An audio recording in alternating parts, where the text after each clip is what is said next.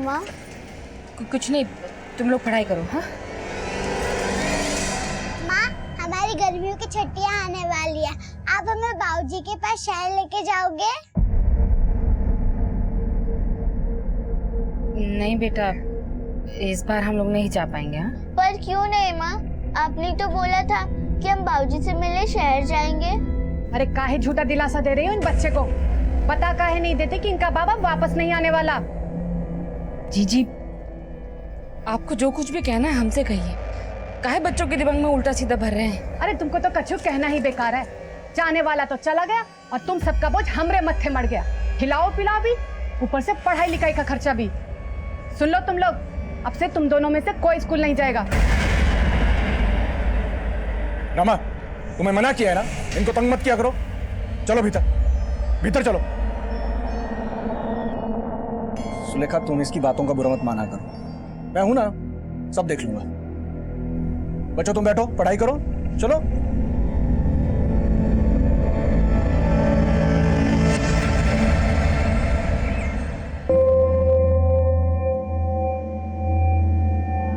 अब तुम्हारी बारी। अच्छा, तो इसलिए मुझे मार्केट भेज रहे थे ताकि इस नौकरानी के साथ रंगरलियां मना सको। कमरा साफ करने के लिए आई थी। सब समझती हूँ मैं, और तू चल निकल मेरे घर से, निकल।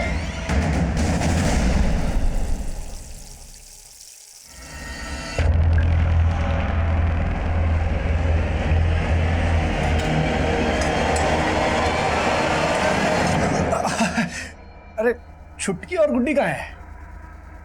जी वो स्कूल गए। फिर क्या सोचा है जिंदगी के बारे में? मेरा मतलब अकेली रहती हो, पति के बिना अच्छा नहीं लगता होगा ना। अब देखो तुम्हारी बिटिया का पालन पोषण कर रहे हैं, उसके बदले में कुछ तो चाहिए ना। बात सुनो, देखो सो के मनाओ, हमने तुम्हें इस घर से बाहर नहीं जाने दिया। हमारी बात मान लो, सब आगे अच्छा ही होगा। सुन रही हो? क्या चल रहा है सब? कुछ नहीं। देखो तुमने ठीक कहा था, इस पर रहम नहीं करना चाहिए था। हमसे गंदा रिश्ता बनाना चाहती है। देखो गलत बात तो आप कर रहे थे जीजी। हमको क्या समझ में नहीं आता कि क्यों हमसे मीठा मीठा बोलते हैं। देखिए जीजी, हमारा घर जमीन हमारा हिस्सा दे दीजिए, हम अपने बच्चों का पालन पोषण खुद कर लेंगे। हिस्सा? क्या बोली तुम? हिस्सा चाहिए तुमको? तुमरा शरीर का ना बोलते बोलते नोच करके ना तुम्हारा हिस्सा कर देंगे। एक तो हमारे पति पे डोरे डाल रही हो, ऊपर से हिस्सा मांगती हो। चल निकल।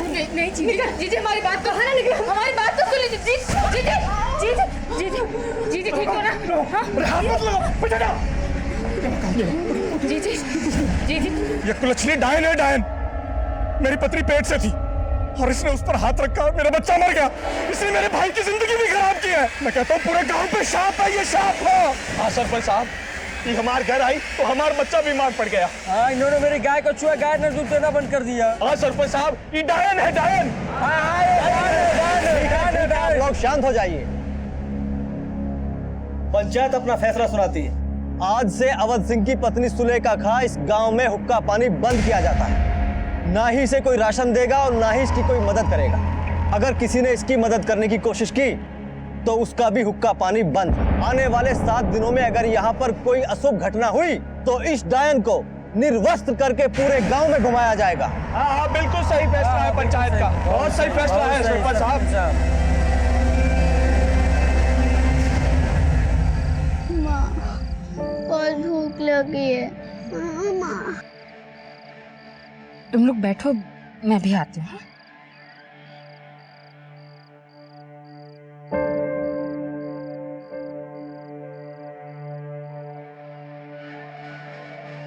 ये लो गुड़ का पानी, तुम दोनों थोड़ा थोड़ा पी लो। हाँ लो। माँ, गुड़ का पानी नहीं, दाल भात। माँ, कहाँ से लाऊं तुम लोगों के लिए दाल भात?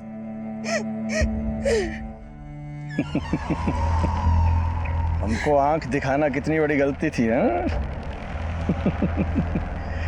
पेट भर रहे थे हम तुम्हारा, और तुमने तो अपने पांव पे ही कुल्हाड़ी मार दी। तो अब भी चाहे ना तो मैं तेरा और तेरे बच्चों का पेट भर सकता हूं।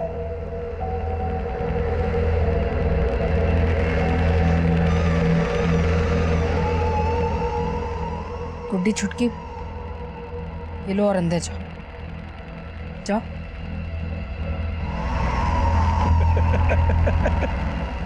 अरे वाह, तू तो बहुत जल्दी मान गई है।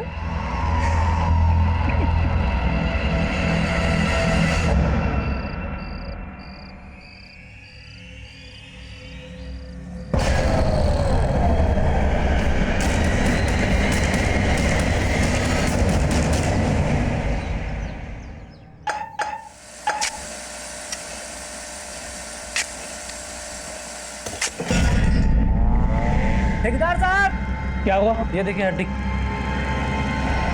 एक काम करो, पूरा खोदो।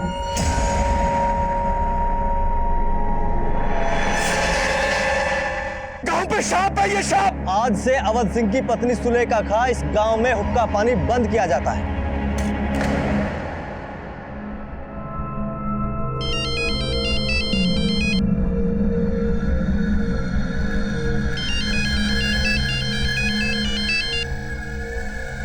क्या हुआ? क्यों बार बार फोन कर रहे हैं? सर यहाँ बेडरूम के फर्श के नीचे खुदाई कर रहे थे तो 2 नर कंकाल निकले। क्या? अरे अकल की बैगन, तुझे कहा किसने था बेडरूम खोदने के लिए? अब सर टाइल्स लगवाना है और वायरिंग फिटिंग करनी है तो खुदाई तो करनी पड़ेगी ना। अभी किसी को कुछ पता नहीं चलना चाहिए। सर आप फोन नहीं उठा रहे थे तो मैंने पुलिस को कॉल कर दिया।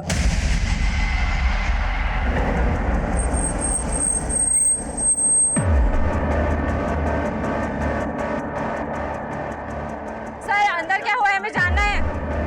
सर प्लीज बात करने दीजिए सर। रास्ता दीजिए। बाहर बुलाइए, हमें बात करनी है sir. Please sir please excuse me. No question, बताइए नो कि क्वेश्चन, प्लीज आंसर दीजिए।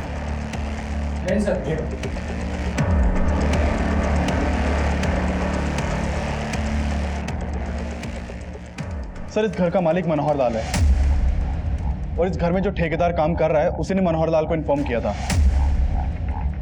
देखो कुछ मिलता है के अंदर। सर घड़ी।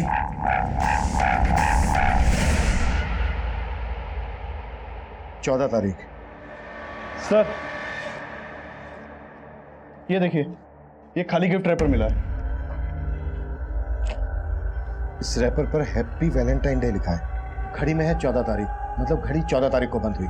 इसका मतलब यह है कि ये कंकाल किसी कपल के होंगे। शायद इन्हें 14 फरवरी वैलेंटाइन डे के दिन दफनाया गया होगा। सर सच में हमें कुछ नहीं पता कंकालों के बारे में। सर 2 साल से इस घर में रह रहे हैं हम, तो सोचा रिनोवेट करवा देते हैं। उनको क्या मालूम था कि कंकाल निकल आएंगे यहाँ पे। और कौन कौन रहता है इस घर में? अकेले रहते हैं हम।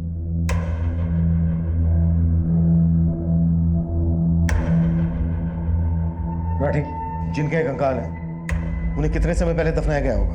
अभी ये बात बताना मुश्किल है सर, लेकिन पेल्विस को देख के लगता है कि एक स्केलेटन मेल है और एक फीमेल। सर किसी भी बॉडी को 1 साल दफनाने के बाद वो कंकाल में बदल जाती है। Thank you. राना, इस मनोहर लाल की कुंडली निकालो।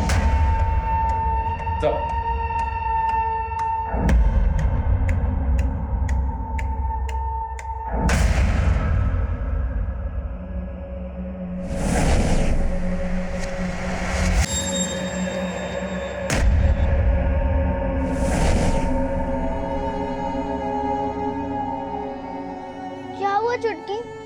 संभालो, हम हैं ना।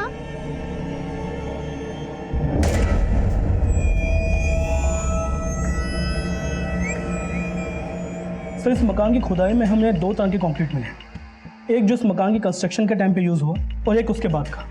मतलब ये हत्याएं इस मकान के कंस्ट्रक्शन के बाद हुई हैं, जब ये मकान बन चुका है। Yes sir.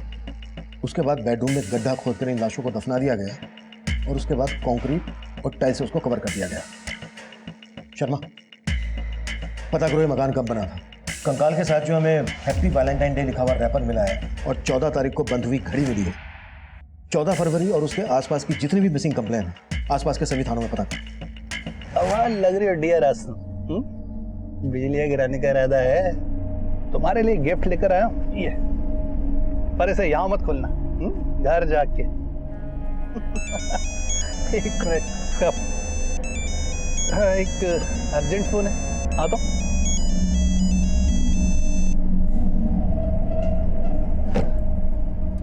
हाँ डियर, बोलो।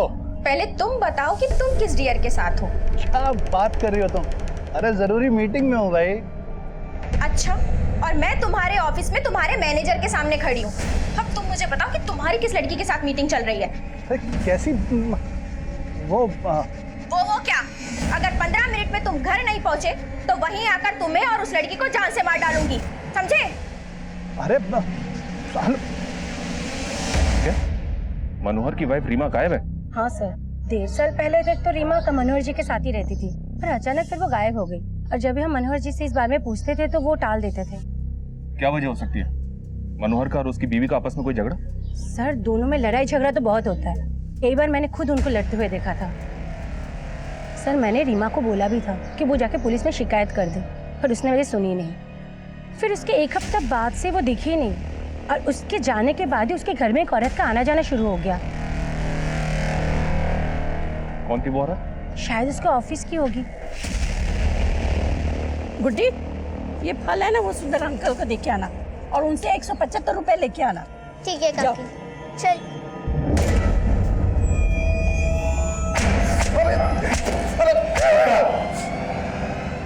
चल, मजा शुरू। सर, जरूर आपके किसी ने कान भरे हैं सर। हमने अपनी बीवी को मारा ही नहीं है सर। वो खुद हमें छोड़ के चली गई। आजकल कहाँ है रीमा?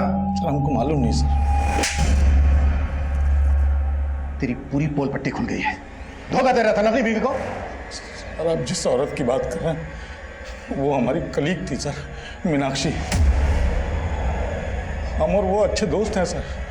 धोखा तो हमारी बीवी ने हमको दिया है सर। हमारे ऑफिस में एक हमारे जूनियर रोहन के साथ उसका चक्कर चल रहा था सर।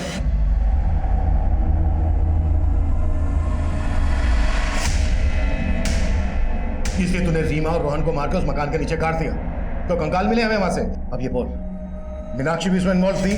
मीनाक्षी, मनोहर की बीवी गायब है और तुम्हारे दोस्त के घर से हमें 2 कंकाल मिले, और तुम्हारे ऑफिस से हमने ये भी पता लगा लिया कि रोहन भी तभी से गायब है जब से रीमा। तुमने नहीं तो क्या अकेले मनोहर ने कांड किया है? अपनी पत्नी का पता बोल, हमें उसके मैके वालों से मिलना है। सर, रीमा का यहाँ कोई नहीं था सर, और हम भी रीमा को अपनी शादी के सिर्फ 6 महीने पहले से ही जानते थे सर। रीमा मनोहर की दूसरी पत्नी है। पहली पत्नी तो 10 साल पहले ही गुजर गई थी। 2 साल पहले ही रीमा और मनोहर ने शादी की थी। सर, वो कंकाल रीमा और रोहन के हैं ही नहीं। पुराना कांड है सर। कोई हमसे पहले जो रहता होगा ना, उसने किसी कपल को गाड़ दिया होगा वहां ले जाके। तेरे से पहले कौन रहता था वहां? सर, ओम प्रकाश बिल्डर से लिया था हमने मकान। आज कहाँ ले जा रहे हो हनी? आज हाईवे रिसोर्ट पे कमरा बुक किया है तुम्हारे लिए। इसका फोन आ गया। 1 मिनट। हाँ बोलो। सर, कहाँ हैं आप? क्या?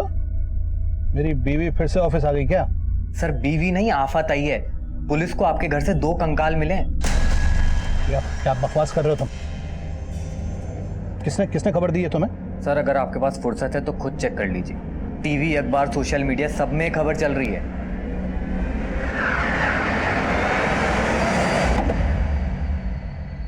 रुक, पैसे लेके आता हूँ।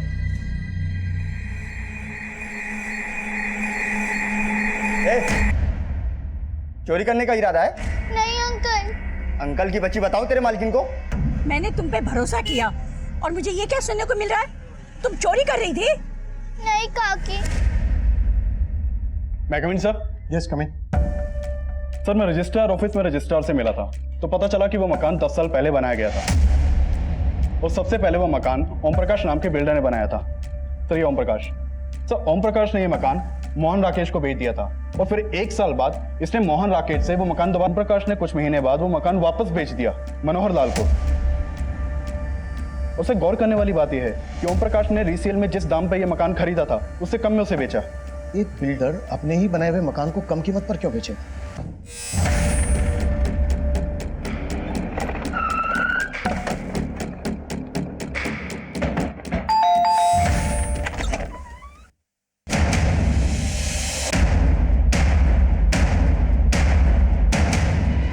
आपने अपना मकान कम कीमत में बेचा।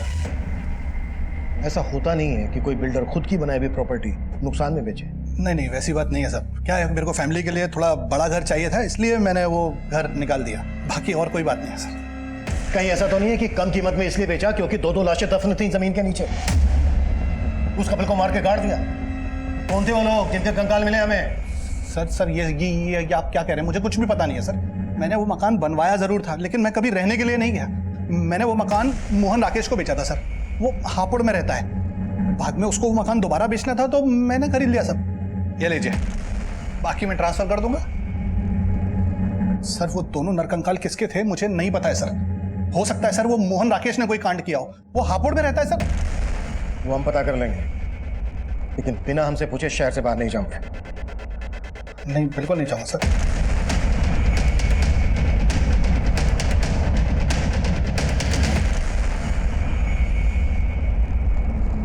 अच्छे से छिलना और छोटा छोटा काटना, ध्यान से, जल्दी कर।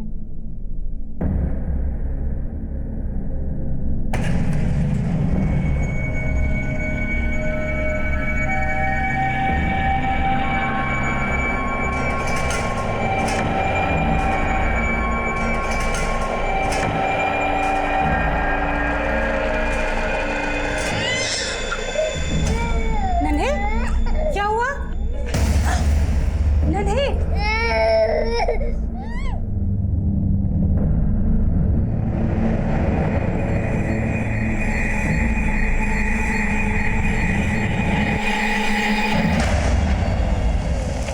सर वो घर मैंने 2010 में खरीदा था, फिर मेरा मुंबई में ट्रांसफर हो गया।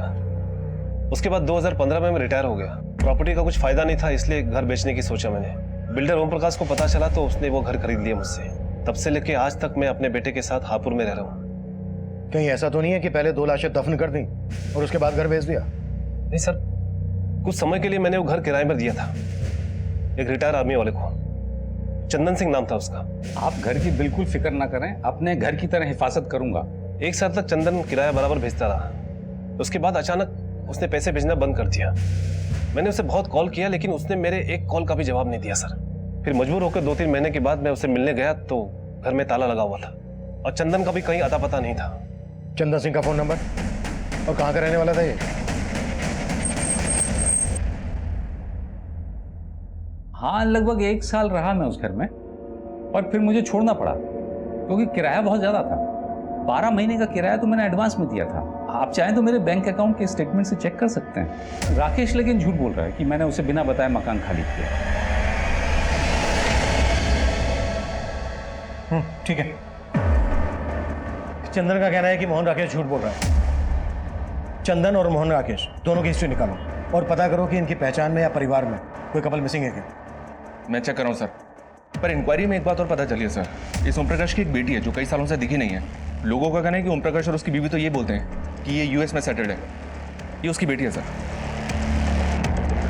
ठीक है, रीमा और रोहन के साथ साथ ओम प्रकाश की इस बेटी के बारे में पता करो कि वाकई में यूएस में है क्या फिर इसमें कोई ऑनर किलिंग का एंगल है। Okay sir. अरे अब तो मैं घर से बाहर भी नहीं जाता। अब किस बात की टेंशन ले रही हो? टेंशन तो मेरी जिंदगी में उसी दिन घर कर गई थी जिस दिन तुमसे मेरी शादी हुई थी। ये टेंशन मरने के बाद भी मेरा पीछा नहीं छोड़ने वाली।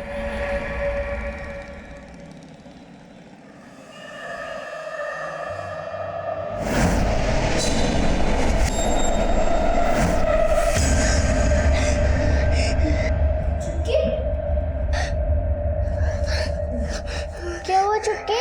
फिर से वही सपना देखा? चुटकी चुप हो जा। चुटकी कुछ नहीं हुआ। क्या हो रहा है ये? कुछ नहीं, वो बच्चे ने भयानक सपना देखा।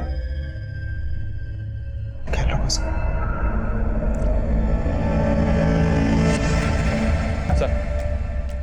सर मैंने पता किया, ओम प्रकाश की बेटी वाकई में यूएस में सेटल्ड है। लेकिन सर एक मिसिंग कपल मिला है जिसका कनेक्शन ओम प्रकाश के साथ है।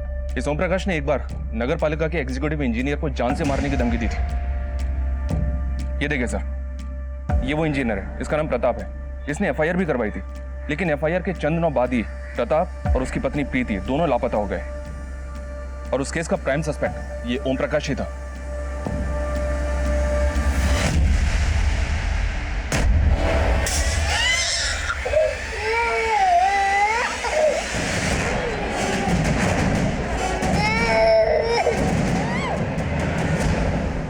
जला दिया ना मेरे बेटे को। हाँ? अब बता दियो मुझे जलन क्या होती है। चल बता दी। जलाया ना मेरे बेटे को, जलाया। अब देख क्या करती है? मेरी बहन को मारेगी तू? भाग चुटकी, जल्दी कर। रुक बुढ़ी, रुक। तू जानबूझ के टकराया था ना मुझसे? सच में जला दूं? देखो, अगर नन्ही के साथ कुछ किया ना तो मैं तुम दोनों को अंदर करवा दूंगी।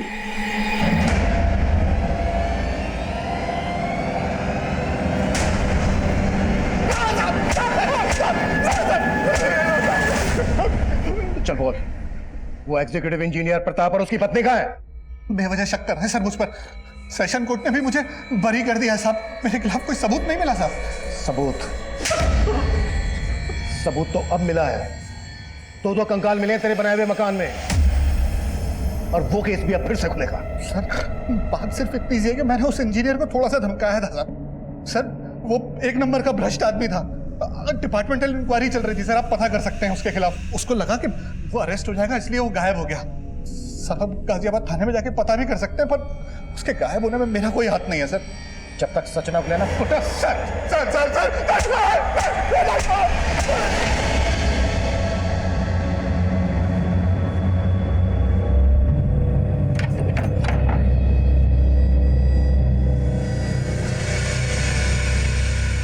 नन्हे बेटा, क्या हुआ बेटा? हाँ नन्हे, क्या हुआ बेटा?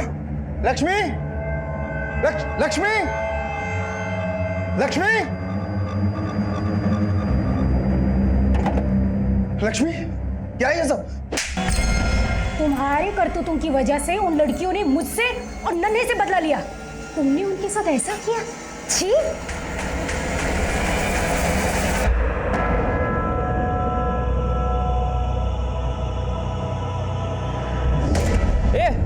रुको।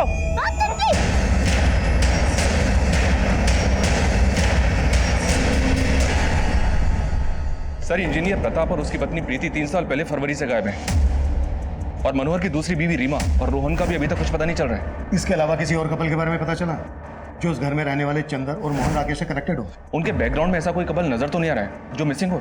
माना रीमा, रोहन, प्रीति, प्रताप नहीं मिल रहे हैं, लेकिन जब तक फोरेंसिक रिपोर्ट नहीं आ जाती तब तक हमें हर पॉसिबिलिटीज पर काम करना है। ये केस बिल्कुल भी आसान नहीं था, और तब हमारी मुसीबतें और भी बढ़ने वाली थी। जो कपल गायब थे, इसके लिए उन कंकालों की फोरेंसिक रिपोर्ट इसमें हमारी कोई खास मदद नहीं करने वाली थी। मनोहर लाल और ओम प्रकाश को कोर्ट ने जमानत दे दी थी। रीमा, रोहन और प्रीति प्रताप के अलावा एक और कपल हमारी फहरिस्त में जुड़ने वाला था। सर, ये विजय, ये इस एरिया में 7 साल से रह रहा है। बोलो विजय। साहब, यहाँ पास में फैक्ट्री है, वहाँ काम करता था वो मुझे दिखा था एक बार यहाँ। अरे जितेंद्र, तू यहाँ? विजय, अरे इधर कुछ काम था, चल मिलते हैं। चल ठीक है। बाय। साहब, तब उसको मैंने चंदन अंकल घर आते हुए देखा था। उस मेड ने दरवाजा खोला था। थैंक्स विजय। क्या तुम वो फैक्ट्री हमें बता सकते हो जहाँ जितेंद्र काम करता था? जी, यही पास में है। जी हाँ, मैं जब वहाँ रहता था तो एक मेड कुछ दिन के लिए मेरे यहाँ काम करने आया करती थी, लेकिन मैं किसी जितेंद्र को नहीं जानता। मुझे तो ये भी नहीं पता कि कोई जितेंद्र नाम का आदमी उस मेड से मिलने आया करता था। अब कहाँ है वो मेड? मुझे इस बारे में नहीं पता सर। उसने सिर्फ 6-7 दिन मेरे यहाँ काम किया था, मुझे तो अब उसका नाम तक याद नहीं है। कोई 6-7 दिन के लिए मेड तो रखता नहीं। कहीं ऐसा तो नहीं है कि वो आपकी मेड नहीं कोई और थी जिसका जितेंद्र के साथ अफेयर था? जितेंद्र भी 2 साल से गायब है, कहीं वो दोनों कंकाल इन्हीं दोनों के तो नहीं? अरे सर, कैसी बात कर रहे हैं आप? उस दौरान मुझे एक मेड की ज़रूरत थी, इसलिए मैंने आसपास के लोगों को बोला था, और वो खुद काम मांगने आई थी मेरे पास। आपको काम वाले बाई की ज़रूरत थी? हाँ हाँ जी, मैं घर के सारे काम करती हूँ, आप मुझे रख लीजिए। सर, उसने सिर्फ 6-7 दिन काम किया था, उसके बाद अचानक आना बंद कर दिया। मुझे लगा शायद उसको काम जमा नहीं होगा। शिव जी सर, मैं उस फैक्ट्री के मैनेजर से मिला। उसने बताया कि 2 साल पहले जितेंद्र ने अचानक से फैक्ट्री आना बंद कर दिया था। वो वहाँ डेली वेजेस पर काम करता था, इसलिए सबको लगा कि शायद उसने कहीं और काम पकड़ लिया होगा। सर, जितेंद्र के कोवर्कर ने बताया कि उसका मंजरी नाम की एक लड़की के साथ अफेयर था जो उससे मिलने के लिए फैक्ट्री में आती थी। सर, ये मंजरी वही मेड हो सकती है जिसको विजय ने चंदन के घर देखा था। फैक्ट्री से जितेंद्र का नंबर मिला तो है, लेकिन बंद है। उस नंबर के कॉल रिकॉर्ड चेक लो और पता करो कि वो नंबर कौन से एड्रेस पर रजिस्टर्ड है। Right sir.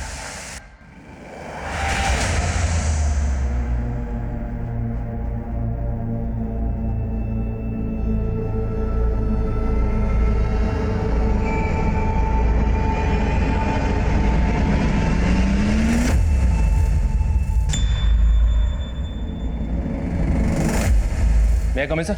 यस कम इन। सर जितेंद्र का नंबर पिछले 2 साल से बंद है। उसके मोबाइल सर्विस प्रोवाइडर से उसका फोटो भी मिला है। ये नंबर मथुरा के एड्रेस पर रजिस्टर्ड था।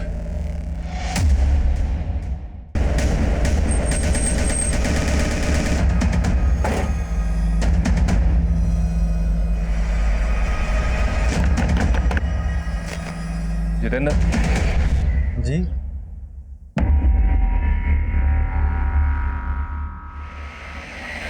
हाँ साहब, मैंने ही चंदन अंकल के यहाँ काम किया था। तुम्हारा नाम? जी मंजरी। तुम मेरठ में कहाँ रहती थी? जी वो संगम नगर है ना, बस वहीं पे। जितेंद्र, तुम्हारा मोबाइल पिछले 2 साल से बंद है। क्यों अचानक से मेरठ से मथुरा? सर मैं मंजरी से शादी करना चाहता था, लेकिन वहाँ रहने तक का ठिकाना नहीं था, तो इसलिए हमने सोचा गांव आकर खेतीबाड़ी करेंगे, इसीलिए वो फ़ोन बंद कर दिया साहब। लेकिन आप ये क्यों पूछ रहे साहब? दरअसल मंजरी जिस घर में काम करती थी उस घर में हमें 2 कंकाल मिले। हम ये पता लगाने की कोशिश कर रहे हैं कि वहां किस कपल का मर्डर हुआ था। अच्छा मंजरी, जब तुम उस घर में काम कर रही थी कभी तुमने कुछ ऐसा देखा जो तुम्हें अजीब लगा? कभी ऐसा महसूस किया तुमने? जी ऐसा तो कभी कुछ नहीं, मैंने वहाँ कुछ वक्त के लिए ही काम किया था। सर वो कंकाल या सीमा रोहन के हैं या प्रीति प्रताप के? क्योंकि उन दोनों कपल्स के बारे में कोई लीड नहीं मिल रही है। पॉसिबिलिटी तो फिलहाल यही दिख रही है। ठीक है, जैसे कुछ और पता चलता है अपडेट में बोलो। सर उन दोनों कंकालों की फोरेंसिक रिपोर्ट आ गई है। सर जैसा कि हमें पता चला है कि उन दोनों कंकालों में से एक मेल है और एक फीमेल। सर फोरेंसिक रिपोर्ट से ये पता चला है कि मौत के समय जो मेल कंकाल है उसकी उम्र 45 से 50 होगी और जो फीमेल कंकाल है उसकी 20 से 25। इसका मतलब दोनों की उम्र में काफी फर्क था। जी सर। और सर ये जो मेल कंकाल है उसके स्कल पे कुछ क्रैक्स हैं। ये दोनों लाशें लगभग 2 साल पुरानी हैं। इसका मतलब वो कंकाल इंजीनियर पति पत्नी के तो नहीं हो सकते। मनोहर की पत्नी उम्र में मनोहर से काफी छोटी थी और मनोहर का कलीग रोहन अब से 2 साल पहले लगभग 45 साल का था। इसका मतलब वो कपल रोहन और रीमा हो सकते हैं।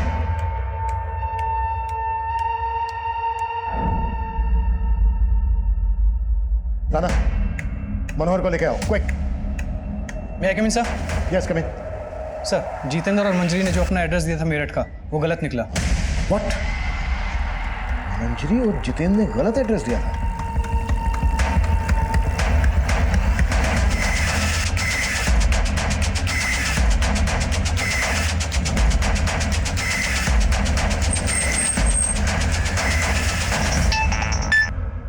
हेलो सर मनोहर गायब है, ना ऑफिस में है ना घर में है और अपना फोन भी बंद कर रखा उसने। व्हाट? मंजरी और जितेंद्र भी गायब है?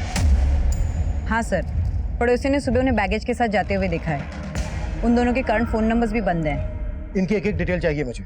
पता करो कि मनोहर के साथ इनका क्या कनेक्शन है। Okay sir. माना मंजरी और जितेंद्र की इंटेंशन हम पहले नहीं समझ पाए, लेकिन ये मनोहर हमारी नाक के नीचे से कैसे गायब हो गया? कैसे भी करके मनोहर मुझे अंदर चाहिए, कहीं से भी खोद के निकालो उसे, लेकिन जल्दी। सर मंजरी और जितेंद्र को पहले हम विक्टिम मान रहे थे, लेकिन ये तो खिलाड़ी निकले। मंजरी चंदन के यहां पर मेट थी। हो सकता है मंजरी ने जितेंद्र के साथ मिलकर चंदन के एब्सेंस में ये कांड किया हो। आई फील मनोहर का इन दोनों के साथ कनेक्शन होगा। इन सब के पिछले 2 साल पुराने कॉल रिकॉर्ड्स निकलवाओ जल्दी। सर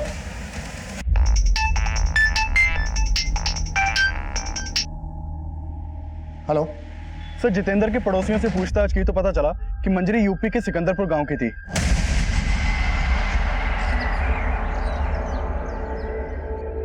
मंजरी को यहाँ गांव में पहले गुड्डी बुलाते थे। उसकी एक छोटी बहन चुटकी भी थी, उसका नाम पलक था। 10 साल पहले मैंने उनको आखिरी बार देखा था। अगर मैंने उन्हें नहीं बचाया होता तो उन बेचारियों का भी वही हश्र होता जो उनकी माँ का हुआ। अरे वाह, तू तो बहुत जल्दी मान गया। वो हमारा सिर्फ दाना पानी बंद करवा सकता है, अपने वासना की भूख नहीं मिटा सकता, समझो? जिंदा नहीं छोड़ोगे।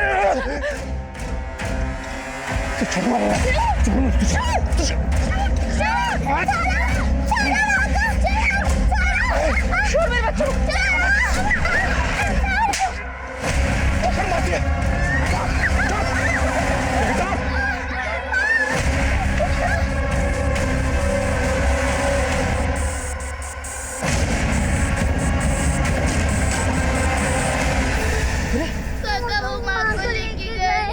मत करो, मैं हूं ना, मैं हूं तुम्हारे साथ। चलो आ जाओ, आ जाओ, चलो।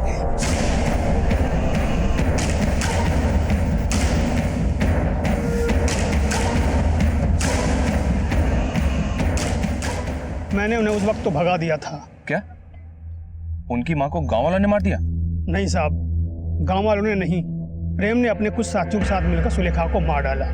गांव वालों के लिए सुलेखा पहले से ही डाइन साबित हो चुकी थी। उसकी मौत पर आंसू बहाने वाला कोई नहीं था। तरह तरह की भ्रांतियां भर दी गांव वालों के मन में।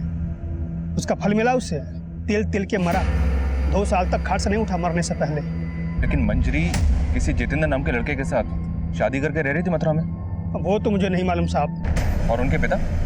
अवध सिंह, वो मेरठ में रहते हैं। वहाँ उन्होंने किसी और औरत के साथ शादी करके घर बसा लिया। मेरठ में जहाँ रहते हैं उनका पता दीजिए।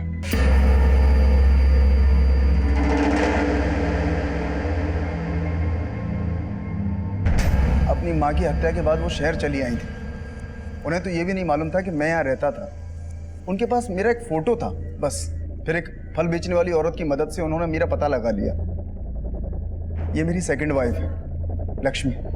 मैंने इन्हें भी नहीं बताया था कि मैं पहले से शादीशुदा था। मैं उन दोनों को घर में नौकरानी बना कर ले आया था और वो ये बर्दाश्त नहीं कर पाए कि उनकी माँ का हक मैंने लक्ष्मी को दिया और उनका हक नन्हे को। फिर एक दिन गुस्से में उन्होंने लक्ष्मी को सब कुछ बता दिया। दरवाजा खोल।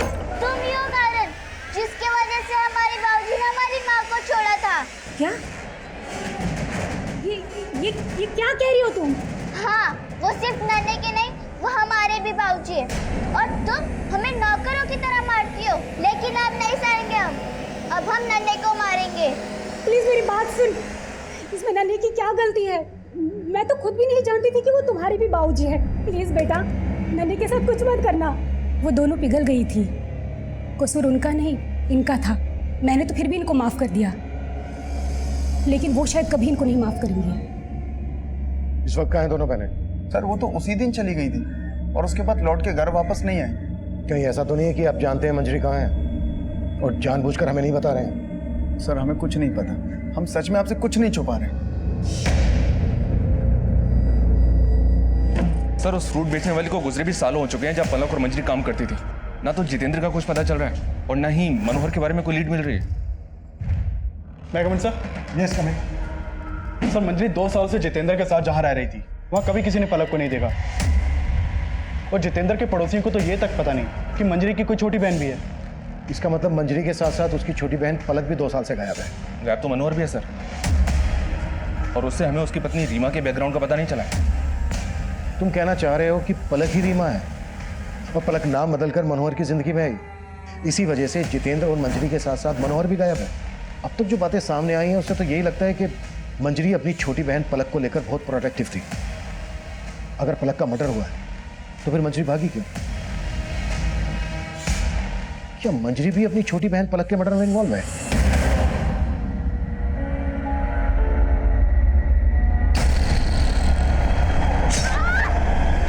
सर हमने मनोहर, चंदन, जितेंद्र और मंजरी के 2 साल पुराने कॉल रिकॉर्ड्स निकाले।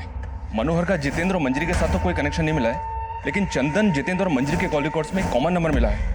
वो नंबर किसी सोनलाल का है। ये सोनलाल है सर, और इसका फोन भी 2 साल से बंद है। सर मंजरी के ऊपर कोसी हाईवे के पास रुद्रनगर में जानलेवा हमला हुआ है और कोसी पुलिस ने मंजरी की फोटो सारे थानों में सर्कुलेट कर दी है। सर जिस वक्त मंजरी के ऊपर हमला हुआ उसका बच्चा भी उसके साथ था। सर एक आई विटनेस ने जितेंद्र को मंजरी के ऊपर हमला करते हुए देखा था। सर मंजरी जिंदा है और उसका इलाज चल रहा है और कोसी पुलिस जितेंद्र को कोसी में सब जगह ढूंढ रही है। देख, अब अगर कुछ भी छुपाया ना तो हमारे हाथ चलेंगे। ये सोहनलाल कौन है? और ये रीमा मंजरी की छोटी बहन पलक है ना? नहीं सर, ये पलक नहीं है। सर कोसी पुलिस ने जितेंद्र को अरेस्ट कर लिया है।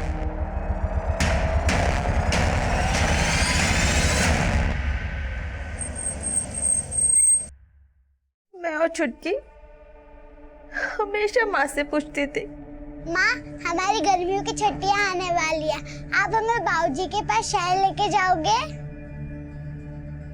लेकिन माँ कोई ना कोई बहाना बना के बाहर टाल लेती थी। तब हमें समझ नहीं आता था माँ बाबूजी की बेवफाई की सजा काट रही थी और मेरे ताऊ तो मेरे बाऊजी से भी गई गुजर निकले। अपनी गंदी नीयत पर पर्दा डालने के लिए उन्होंने पूरे गांव के सामने मेरी माँ को डायन साबित कर दिया। आखिरी बार माँ की शक्ल भी नहीं देख पाए हम दोनों बहनें। हमें बस इतना पता था कि हमारे बाऊजी यहाँ मेरठ में रहते हैं, तो हम दोनों बहनें मेरठ चले आए। फिर फल वाली काकी ने हमारे बाऊजी को खोज तो निकाला, पर वो कई सालों पहले हमें पराया कर चुके थे। हम वहां से भी निकल गए। सोचा उनकी दहलीज पर कभी कदम नहीं रखेंगे। हम काकी के पास लौट रहे थे, तब फिर सोहनलाल आया हमारी जिंदगी में। कहने को वो हमारा मसीहा था, उसने हमें उन लड़कों से बचाया था। वो हमें अपनी नई जिंदगी देने के लिए अपने घर ले गया। बोला कि अरे ये तुम्हारा ही घर है, बैठ। देखो, आज से मुझे ही अपना पापा समझना है और आज से तुम दोनों की सारी जिम्मेदारियां मेरी। उसने हमें पाला, पढ़ाया, सब किया, लेकिन उसकी नीयत डोलने में वक्त नहीं लगा। जिंदगी जैसे तैसे कट रही थी। फिर जितेंद्र हमारी जिंदगी में आया। मैं मंजरी के लिए किसी हद तक जा सकता था साहब, लेकिन तब तक उसने बताया नहीं कि उसका मुंह बोला बाप सोहनलाल उसका रेप करता था। सिर्फ सोहनलाल ही नहीं, उसका दोस्त चंदन भी।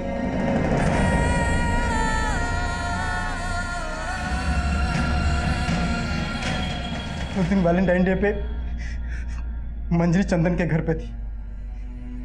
मैं वहां उसको विश करने गया था साहब। Happy Valentine day. Thank you.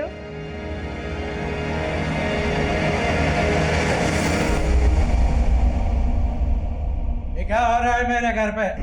हाँ? एक और तू सारे तेरे इतनी मजाल, तू मेरे घर पे। अगर मैं उस शैतान को पहले ही मार देती तो आज मेरी चुटकी। साहब मैं बहुत घबरा गया था। मेरे चटके। जितेंद्र ने मंजरी के लिए और मैंने अपने लिए लाश वहीं गाड़ने का फैसला किया।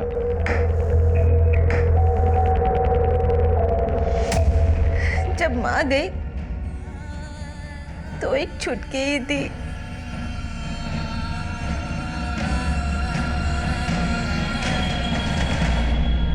जिससे लिपट कर रो सकती थी, लेकिन अब वो चली गई है तो कोई नहीं है।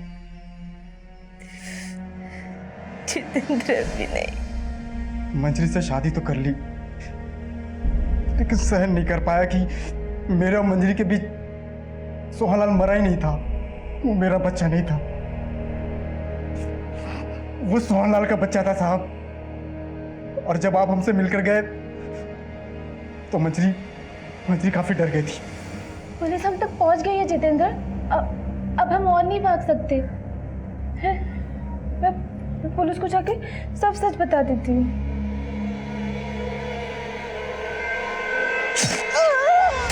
मर जाती तो जरूर पछतावा होता साहब। अगर अभी कोई पछतावा नहीं है, जिंदगी ने जो दिया है सब कुछ आपके सामने रख दिया। बस इतनी सी गुजारिश है कि मेरी बेटी वो बने जो मेरी और मेरी छुटकी की किस्मत में नहीं था।